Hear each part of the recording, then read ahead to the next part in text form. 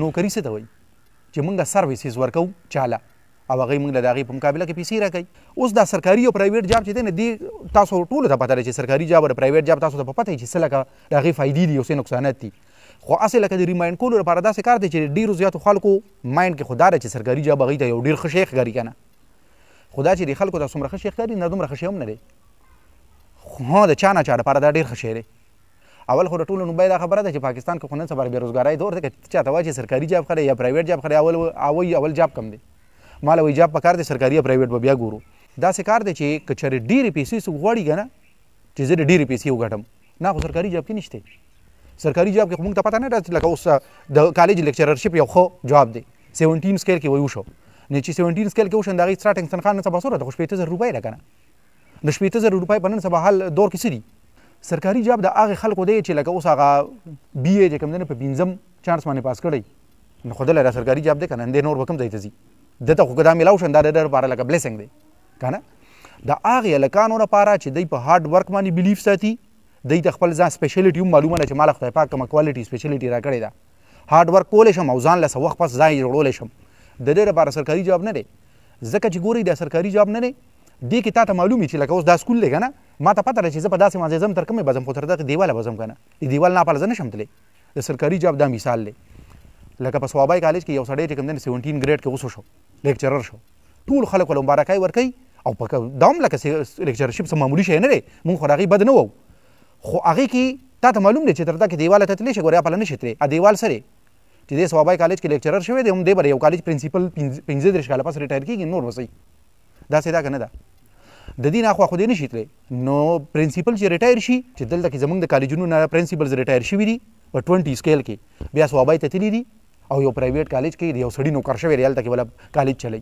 15 کاله چې دله که سرکار هغه نوکري کوله دا د دې لپاره کوله چې دی ریټایر شي بیا به یو کس نوکري کوي. د دې نه خو دا ښه وه چې دی چې چا په کالج کې بیا وروسته نوکر شو هر چا کالج و نو ده که 15 کاله مخکې هغه شان کالج کوراو کړی و نو اوس په یو نیټورک و. ګورئ ویژن خو د ژوند کې د کامیابۍ لپاره ضروري نه دی نو چې کوم سړي ویژن نشته د د سرکار ځای دی که نه. نو اصل کې دا موږ ته چې سرکاري جاب ښه ښکاري دا موږ ته په دې وجه باندې ښه ښکاري چې موږ سرکاري استاذي د پرایویټ سکول استاذۍ سره کمپیر کوو او پرایویټ سکول کې هغوی اوس 15,000 روپۍ ورکوي 15,000 روپۍ ورکوي بل طرف ته چې په سرکار کې څوک شي 30-40 اخلي نو موږ ته د هغې په مخ کې خامخا پرایویټ خو هېڅ شی نه دی که نه. خو موږ دې خبرې ته ولې خیال نه کوو چې دا په ګدون کې کومې کارخانې دي او د دې کوم منیجران دي او هغه 2 لکه 4 لکه تنخواګانې اخلي یا ګاډي ورته ولاړ دي نه خو هم پرایویټ جاب دی. دا چې په بینکونو کې دي او 2 لکه تنخواګانې دي دا خو هم پرایویټ دی. دا چې په اسلام آباد کې په هوټلو کې منیجران دي او ښې بله تنخواګانې اخلي او ګاډي ورسره وي هغه هم پرایویټ جاب دی. موږ لکه دا چې کوم پرایویټ کې کوم ښه دي نه زموږ د نظر نه پله دي که نه سرکاري جاب په خلک په څه خوښوي خو په دې باندې وایي دي کې جاب سیکیورټي ده تاسو وباسلی نه شي. د پرایویټ جاب دا نیګیټیو پوینټ دی که تا ته دی وایي چې سبا نه مه راځه نو بس مه راځه داسې ده که نه ده. خو دې کې دا هم یو خبره ده که نه دا د دې پلس پوینټ هم دی د پرایویټ جاب د سبا نه ورته زه وایم چې زه نه راځم زه ورته هم ویلی شم که نه دی خو ما ته وایي چې سبا نه مه راځه که نه زه ورته هم ویلی شم وایم ته د سبا نه بل ځان له وګوره او ما ته په اسلام آباد کې راته چې ما له 100 سیلري راکوي د دې په ډبل او په ټریپل تنخوا میلاو شوه.